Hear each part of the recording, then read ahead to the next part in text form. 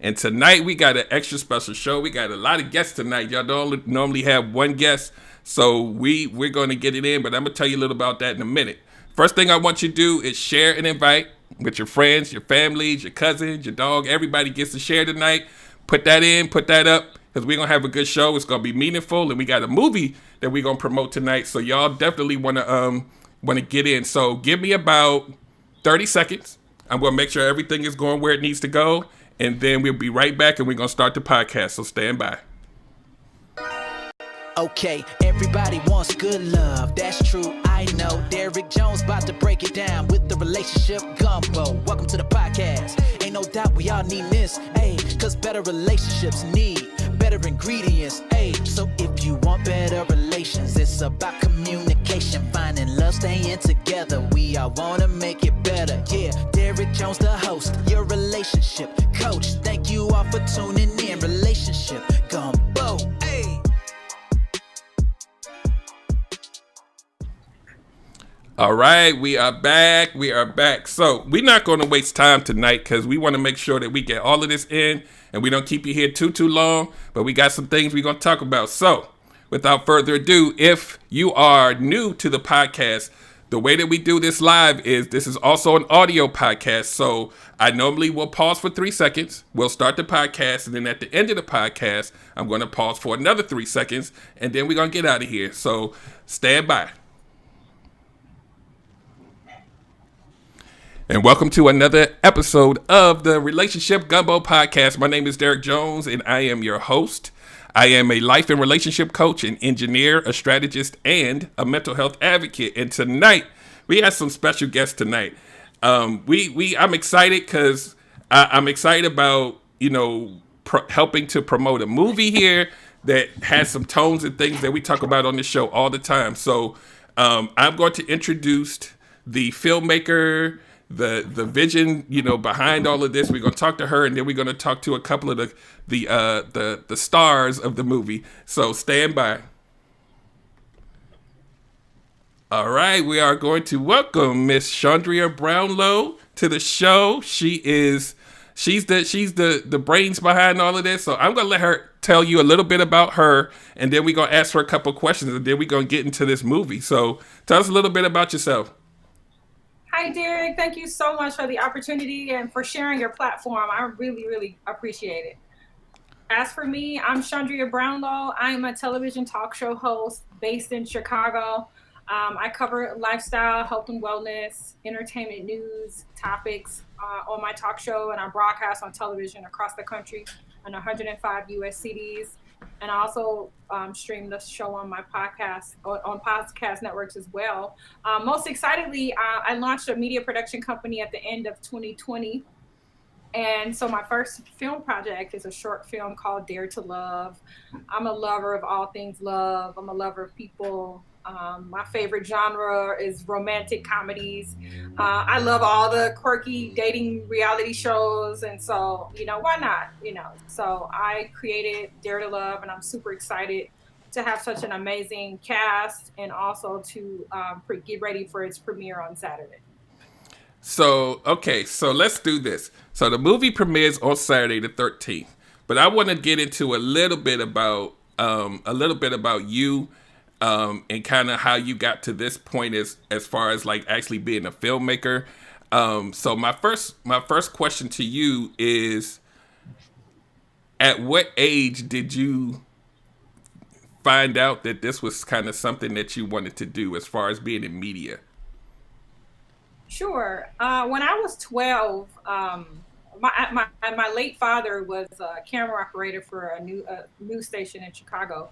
And when I was 12, he took me down to the station, which I frequented. So I'm no stranger to that. But I remember being 12, going down to the station, seeing this live studio production. And at 12, I wanted to be a meteorologist, surprisingly. I was set on that. Like, I was going to be the weather girl, and I'm going to be flying. It's going to be this amazing black female weather girl. And And so I remember being in the studio, it's a live show, and seeing the green screen behind the meteorologist. And I really distinctly remember that moment being like, what, how is this happening? Where's the map? Where's the, who are these people on the camera? Who are the people in the control room? Like all these things I didn't really understand, but I was so intrigued by that. And that stuck with me. And I can think back to my teen years, just always being that kid that always had the video camera. I always took the pictures at the family functions. I was doing impromptu interviews like, hey, say something, I would make fake radio shows. Like, that's how I played. I didn't play like a normal kid, like with dolls and things. I was like playing radio personality, like, hey, it's WCFS radio, And so, I mean, I really feel like I developed those passions very early on, but I wholeheartedly give credit to my dad for those early influences. And then it just took a hold of me, and I've been in love with media ever since. Yeah, and you know what? I can tell that you love it because I'm a people watcher. I look at human behavior. I watch, you could tell a real smile from a fake one sometimes. And when I watched some of the shows that you did, and I saw some of the things that you do, it feels happy and purposeful when I watch it. And I know that it comes from a place of happiness for you versus it's something that you just do. And so I wanted to make that distinction because now we lead into you doing, your own. Well, let's talk about that. I want to take a couple minutes. So you have your own talk show, television show, right? Mm-hmm. And it's something that you created on your own, correct? Right. Okay. So what was that spark that made you realize that you needed to do it by yourself versus going the route of trying to, go under someone else's umbrella? Before having my own talk show, I launched a different entertainment show back in 2007. Gosh. Okay. And I graduated college in 2004. Shout out to Columbia College here in Chicago. And I got my degree in TV production directing. So I've spent 5 years learning everything there was to learn about behind the scenes, camera work, field production, studio production. Like, I loved all of my years at Columbia. The frustrating part is like a lot of graduating, you don't have a job lined up, and then time passes and then there's another crop of grads who you're competing for jobs. And so I early on, I can say before I really was in my, like, who I am today, like I'm like business boss minded, but at like 22, 23 years old, I just remember thinking like, I have to create an opportunity to put on my resume. I have to create my own experience because no one's giving me the opportunity to have the experience. So I'm going to create it for myself. So that was like early on at 23 to feel that way. But I'm glad I went that route because, present day at 39, like I wouldn't have it any other way, and I don't know that I would be in 100 cities if I hadn't put myself in 100 cities, and right. So sometimes it's just about creating the opportunities for yourself and not just waiting around on someone to give it to you. Yeah, that is amazing because I know that the way that must feel to know that you're doing something that you always wanted to do and that you love to do. And I'm gonna keep emphasizing that word love all night. You must love what you do to be able to persevere for this long doing it and going through the hurdles and all of that. So that to me is important. And I always tell my audience, especially when you're chasing your dreams, is you gotta be passionate about it. You gotta love it, because if you don't, when you hit those lows, you're gonna want to jump off the boat. So what we're gonna do now is we're going to introduce two of the stars of your movie, and we're gonna talk to them for a bit, and then we're gonna talk about the actual movie and kind of what the movie is about and some of the beats of the movie, and really get people a kind of a bird's eye view of what they're going to expect on Saturday when they all tune in to watch it on Saturday. So stand by, guys. So, and I know, ladies and gentlemen who are watching live, there's probably a little bit of a lag. Blame it on me. But we're going to get through this because it's all audio, and the audio's working, so we're going to get through it. But at least you get to see everybody's beautiful faces. So, Chandria, I want you to introduce them. I want you to introduce at least who they are, and then I'm gonna let them talk about like where they Okay. are and what they do. All right, I'll introduce Charisma Davis. Is the star? Was the first character in the movie that I wrote, and it's played by my own niece, Morgan Renee. And then we have Glenn Mitchell playing the character of David Martin, who is a fantastic actor as well, who came on board, auditioned for the movie, and I was able to cast him in my very first. So Morgan Renee and Glenn Mitchell. All right, so let's start with Morgan. Morgan, tell us a little bit about you and kind of how you got to the point of being a actress. I guess that's the term actress because I've heard it in different ways. But what got you here? How was this something you always dreamed of doing, or you kind of fell into it? I was a really dramatic kid. So this is something I have always wanted to do. I actually went to school. I went to UIC, and got a BFA in acting.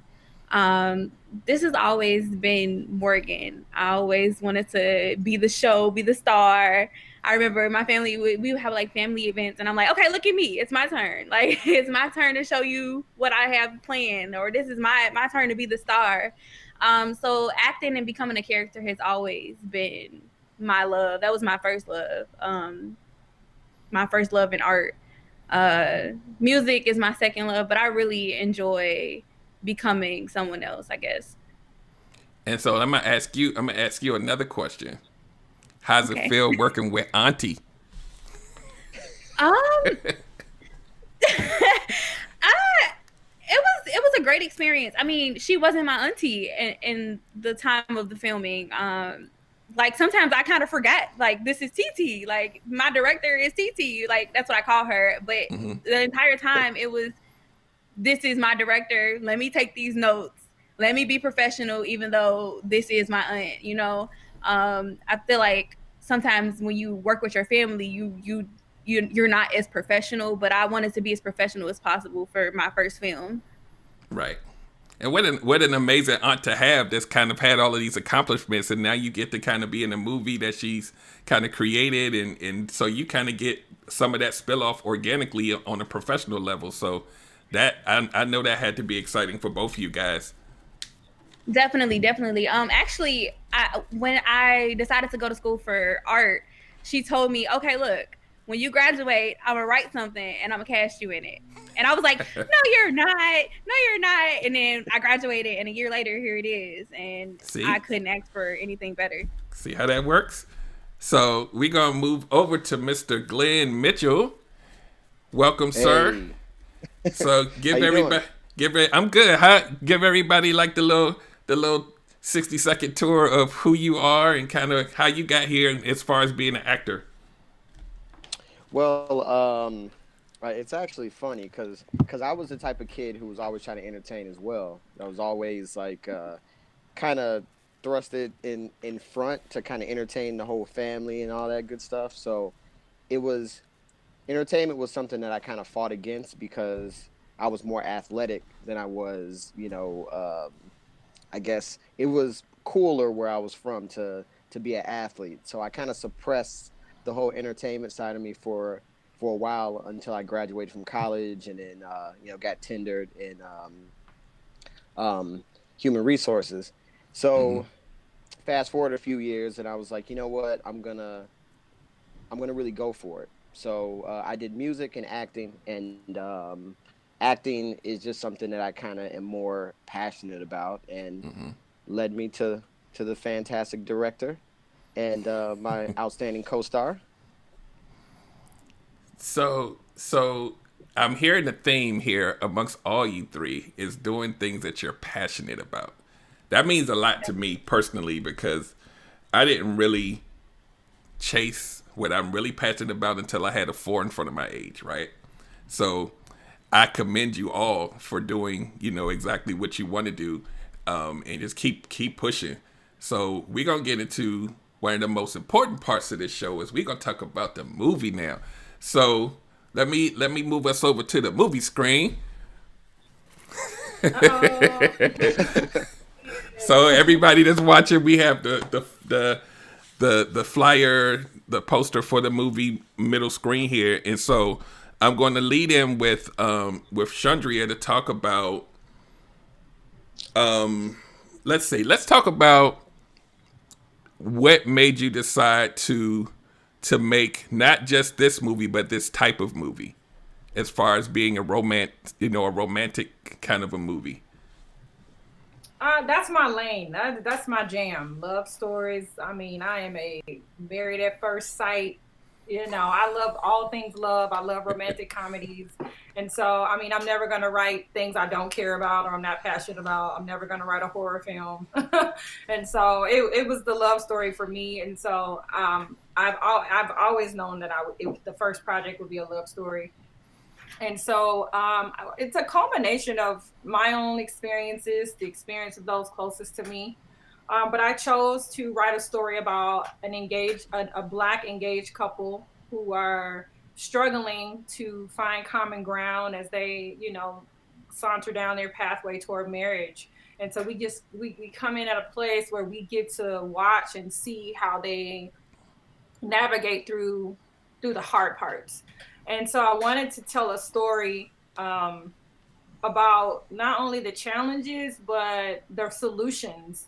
And I hope that when people watch this movie, no matter what your relationship status is, if you're single or married or dating or what have you, I really want to cultivate better relationships, whether that be romantic, familial, or what have you. I want people to learn from the characters, see themselves in them, whether that be present day or even past. Like, I've been in a situation where I was Charisma 10 years ago, or, I remember I'm David now, where you can relate to the characters and also learn from their experience. So it's art, but, whatever I create, I always have the intention of it being empowering, it being inspirational, as well as entertaining. Right, because I was going to ask you before you said all of that. I was going to ask you, was it art imitating life? Because I know that you're well, not really a newlywed, but you're a newlywed, kind of, sort of. So I know that you're in love and you're going down that path too. So as far as like you being like just kind of a romance buff growing up, and then now being a married woman and now making a movie about love. That's gotta feel good, and I know, like you said, part of it you take from your life and kind of some people that you've kind of encountered along the way. So the segue into Morgan as Charisma. What about Charisma? Kind of. I mean, I know you were cast in the movie, but what about Charisma? What about Charisma made you connect to the character? Was there any parts of it that are kind of like you, or was it something totally different, the character? Actually, me and her were just laughing about this earlier. Charisma is Morgan. I feel like they connect completely. Charisma is like this hopeless romantic. She does anything and everything for love. And I think I'm very passionate about love. I love hard, and I think she does as well. But she also has these goals or these ideas of what love should be, that she isn't really willing to let go of. And I find myself oftentimes holding on to these ideas of what I think love is, and I don't really budge on that. So I feel like me and her connect really well on that. Right. So when you were filming and going through, well, let me ask you this: was this your first movie? It was. I did a lot of play work. I didn't do much film, so this is my first film work. So so this being your first film, and you filming with TT and all of that, right? I want to know, like, and I know that you've trained for this and you've done the plays and all of that, but how did it feel, like, just being on set? Like, what was that feeling like the first time you walked on set? It was exciting. I feel like you get like this, I don't know, like this rush, like especially the first day, even like meeting Glenn, and like I'm like, oh my god, I'm excited. Like I was like on 10. Like my first scene was a scene with a different star in the play. I mean, the film, and it was just exciting. Like, it was exciting to see. Okay, this is who I'm working with. We get to bond and we get to make these relationships because we were doing everything on Zoom. So trying to connect with somebody on Zoom is really hard. Obviously, because of COVID, we couldn't make a rehearsal and have time for each other and still be safe. So the first time we all saw each other was in person, was the first day of filming. But it was still very exciting. I was really excited to work with Glenn. I'm like, oh my God, I'm ready. Like, me and Glenn were like FaceTime. I'm like, okay, I'm ready. I can't wait to see you. Like, I was super anxious and thirsty to start the filming process. That right there. I wanted the reason why, just in case the people that are listening, the reason why I'm asking these type of questions is because I want you guys to love the movie, but I also want you to love the cast. I want you to feel the energy that they have, so you understand the process that it took to get here. So, Mr. Mitchell, when you were cast for this part, was it a role that you were driven to naturally? Like, are there any parts of is it David that you are that are kind of sort of like you? Same kind of question, or was it something that you had to kind of get into character and fully? I would say there's a lot of David that I identify with. The only difference is I feel like he has a shorter fuse than I do. He'll go from 0 to 100 a little quicker than I think I am, because I'm more even killed. But the way it was written was really great, because I feel like David is such a multi-layered type of a character, because you have this kind of antithesis of like who he is in different spots of the movie, which is really amazing. So on the page, when I saw it, I was like, this is something that I really could identify with, So and I guess either one of you can answer, or both of you, how was both of you identified with the character to some extent? Did that make it easier to do the role, or was the process still kind of similar to what you normally would do if you had any other role? If that makes sense. Morgan, you can go first. Okay. For me, it made it easier. I feel like everybody has experienced a relationship where you aren't seeing eye to eye. So anybody can really put themselves in a place where you love this person and you aren't, So it made it easier. I was able to relate to it, whereas I know there was other roles where I couldn't relate as much. But to play a Black woman who loves a man, that's something relatable, and I feel like it was really easy for me to throw myself into this character. Cool.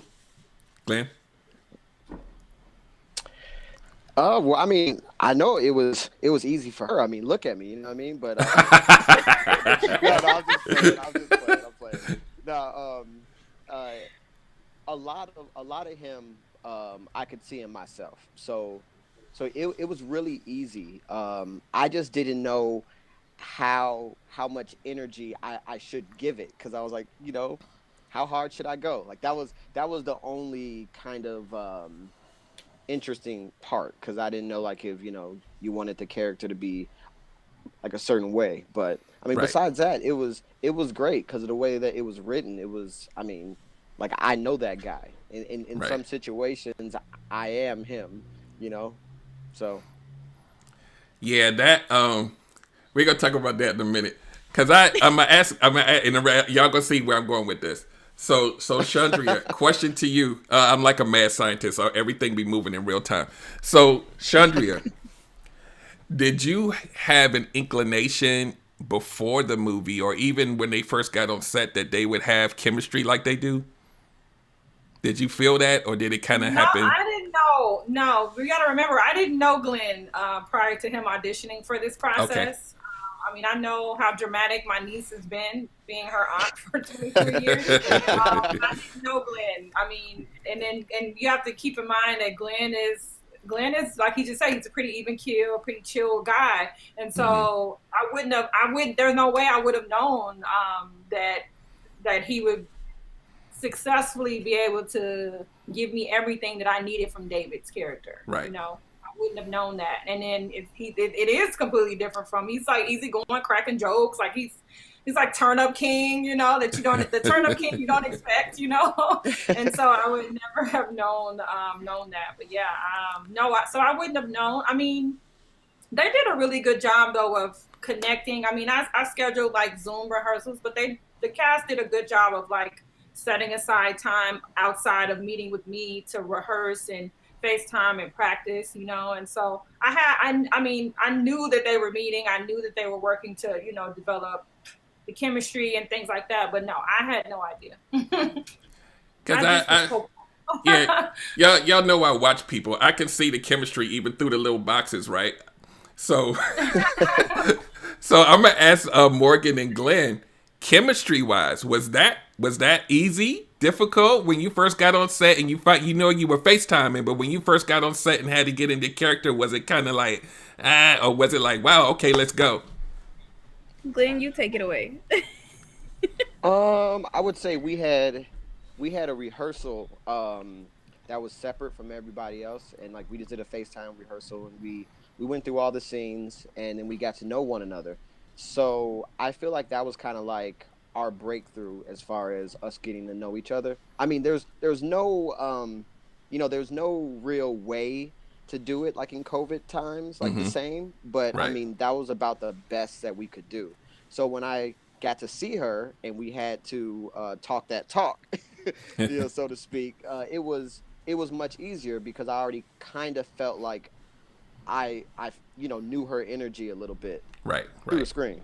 yeah, that's cool. I mean, I know like you were saying, it's COVID and having to do everything on Zoom, so that probably had its own challenges as far as just like trying to get everybody together and then having to, like I was saying about the chemistry, like once you met and hoping all of that, everything just worked. But I haven't even seen the movie yet, and I feel like it worked. They did well. I mean, I have them really at odds, and I mean, you got to think about when you argue with somebody, you're so passionate. It takes passion to argue, like it takes energy to argue, and so for them to really technically be strangers, and after 3 weeks, 4 weeks of meeting on Zoom, and then I have you in a room like calling cues for you to like to really go in on each other and be upset, but the love is still there, and I think that's one thing I always wanted to convey, that I'm this passionate because I love you. I'm not right. I'm not just out here just handing out energy all willy-nilly. Like, I really love you. I really want to be with you. I really want to see this work. I thought we were supposed to be together, and I thought we were supposed to be our future. Why is it so hard for us to get to this point? And so we get to see how they navigate, if they navigate, if they're able to pull through. Right. And that's important, just as a relationship coach, just be, even just stuff on screen, things that show how things really are versus like some of this other stuff we watch. But it's important for people to see those dynamics because it's real.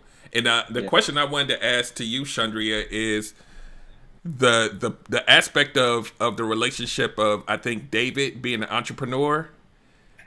Did that come from like something, like you said, some things came from your life and like people that you've known, but that right there is something that people really like I don't know what the word is, but they don't respect that like the dynamics of how that could be in a lot of relationships. It's a detriment if the other person doesn't understand it. Absolutely. That came wholeheartedly for me. I've been this way, our family set the bar high when it comes to like going after your dreams and your ambitions and things like that. So I've always been an ambitious person. And dating, I'm married. I've only been married for 5 minutes, but 2.5 years. But I haven't been married that long, but in my 30s, I'm much more ambitious in my 30s than I was in my 20s. But I was ambitious, but I wasn't as intentional, I'll say. And so, dating in my 20s, I was like, I know I'm gonna be this mega host. I'm gonna do great things. I'm gonna be the baddest, director, producer. Like, these are things that I was thinking when I was in college, and I've dated way too many men who were like, yeah, that's cute and all. That's wow. Great and all, but sometimes people want to put you in their box, So yeah, that part of David is a true reflection of me. And thankfully, I don't have to deal with that in my marriage, but I have been in too many situations where I had to, or where I had to choose. Like, I have to choose my career, I have to choose my future, I have to choose whatever. But I'm not choosing Yeah. you, because you shouldn't make me feel like I have to choose. You're forcing me to choose what I love, because Yeah. you obviously don't love me if you're, So there are some dynamics from both of them. There are some parts of charisma that come from situations I've personally been in. There's some parts of David that have personally come from me. And so yeah, it's really important. And I feel like that's why self-love is so important. And that's a big theme in this movie, is choosing what's in your heart, because I could think of a few guys that I thought I would be marrying, someday. Right. It didn't work out, and that's not who you're supposed to be with. And so these are entertainment, but it's also telltale signs of, like, I hope that this movie inspires somebody. I hope that somebody sees themselves in it. I hope the Davids of the world that are watching, women or men, are like, you know what? Yeah, you don't support my Mary Kay business, Right. Oh, we gonna talk about that in a second, because I got some stories. We're gonna talk about that in a second. But what I did want to touch on, which you just mentioned, was self-love, because I think a lot of people don't realize when we're in these relationships and when we're focused on making the other person happy, that sometimes we get so involved that we forget about ourselves. And so I want to ask the stars of the movie, the self-love aspect of the movie alone, was self-love in your own life, is that something that you're already kind of like a point where you're at, where you know how important it is, or did you learn something from this movie, like as far as like the dynamics of the relationships and how important the self-love is, or was it something that you already kind of inherently kind of already knew?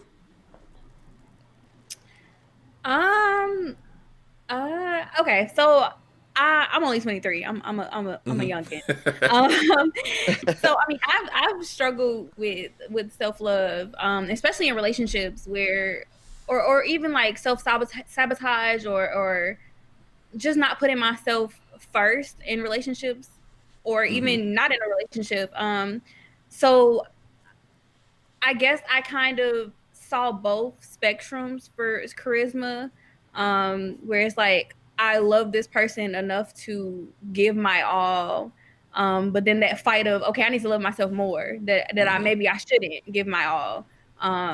And I've been there in real life, where it's like, oh, I love you so much that I just want to pour so much into you, and it's like, okay, but you're not pouring back into me, so I gotta love myself and I gotta go, Yeah. And yeah, I'm only 23 and I got a lot of love and a lot of more relationships to deal with. But I mean, to be 23 and be able to relate to that was awesome. Cool. Glenn? I think my Achilles heel is having too much confidence. So I came into this kind of once I read everything on the page, I kind of came into it feeling like David and I are pretty similar. My character and I are pretty similar, when that you have that inherent obnoxious like confidence that this is going to happen and you're just going to achieve something bigger than what people expect. So that was part of the allure for me. That was part of like I can't wait to to try to flex these muscles of David, because that's that's the compelling part, in my opinion. Right. Yeah, this whole self-love thing, self-love, self-care, and all this stuff, it's and I brought that up too, for everything I do for a reason. It's always coming to a place. So it's important that this is a focal point in the movie, because there's some folks out here that's older than all of us, that still haven't figured it out yet. And sometimes we need to have these kind of things to kind of give us kind of almost like a window into ourselves, and really kind of get us to the point where we're like, wait, I'm like that. Wait, maybe I should move another way. And so that's another reason why, even without seeing the movie, just the tones of like the things that I'm hearing that it's about is enough for me to be like, I'm gonna be, looking at it like, it's important. I think, like, sometimes, and even like the reason why I do my show is sometimes people need to see that it's not just you dealing with it. Like other people are going through this stuff. So I appreciate the purpose of the movie and the tones of the movie, and that you guys have, you know, invested yourselves into the characters and really kind of pulled it off from what I'm hearing. So we gonna make sure that we push this thing out. So what we gonna do now is we're gonna talk about. I want Chandria to because we're gonna try to put a bow on this now. I want Chandria to tell us you know, we already talked about it, but I want them to hear it from you. When the movie's coming out, where they can find it, and whatever other things you want to say around the movie. And then I have a graphic that I'm going to put up once you say that to show them all the where they can find the social media and all of that stuff.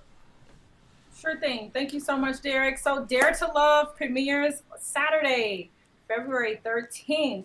You can head on over to my website, cbrownlowmedia.com. Click right there to Dare to Love, the Dare to Love tab, or cbrownlowmedia.com/Dare to Love. You can head on over to my website. The video will be there to watch on Saturday. I look forward to your feedback. Of course, I'll have links on social media. My business page is on Instagram, Facebook, C Brownlow Media. I'm on Instagram. Oh, you got everything. Chandria TV, That's right. C Brownlow Media. Everything's pretty much the same. My personal page is Chandria TV. The business page is C Brownlow Media. But yeah, I'm gonna have the movie up and live, and we'll just the whole squad will just be promoting and inviting people to share, and I'm excited. And we're gonna just, you know, send it around the world on Saturday and beyond. So cool. We all thank you so much for, you know, promoting the movie. Absolutely. And it ain't gonna stop tonight either, because I'm excited about it. I'm excited about it. So any parting words, Morgan or Glenn, that you want to say to people as far as like the movie or anything else that you got going on? That's what I do here. I collaborate. Oh, well, Morgan, you can go ahead. Go ahead, Glenn. Oh, well, I mean, I think we're working on a sequel to it. Oh, wow. So we got that to look forward to. But I mean, I really don't have anything besides just go see the flick and let us know how you feel, and I know you're gonna love it. Definitely gonna love it. Cool. So at this point, we gonna go ahead and wrap this on up. I thank you guys. I appreciate you guys for hanging out with me tonight, and yeah, we gonna make sure we set this movie off on Saturday for real. Like I'm excited about it. I know you guys are, and if there's a sequel coming, we down for that too. So on that note, guys, that's right. We're not back in the spring and do it all over again. That's right. That's right. I appreciate it. No problem. Anytime. So on that note, guys, people that are listening, we are going to wrap up the podcast portion. And as always, go to relationshipgumbo.info and get all the goodies. We got merch. We have one-on-one sessions, group coaching, the podcast, everything you could ever want relationship-based, you can get it there. And yeah, this was good. So we're gonna get out of here, and I want you guys to be safe. And I always say this at the end of every show. You jokers that's in Atlanta and Houston and all these little areas where y'all partying this close to each other, y'all need to stop. We need y'all to be safe. We love you guys. And any other place where y'all doing that, please stop. Please stop. We love you. So so that note, we out here, guys. Y'all have an amazing rest of your night and the rest of your week. Have a great day. Okay, everybody wants good love, that's true, I know. Derek Jones about to break it down with the relationship gumbo. Welcome to the podcast. Ain't no doubt we all need this, ayy, cause better relationships need better ingredients, ayy. So if you want better relations, it's about communication, finding love, staying together. We all wanna make it better, yeah. Derek Jones, the host, your relationship coach. Thank you all for tuning in. Relationship gumbo.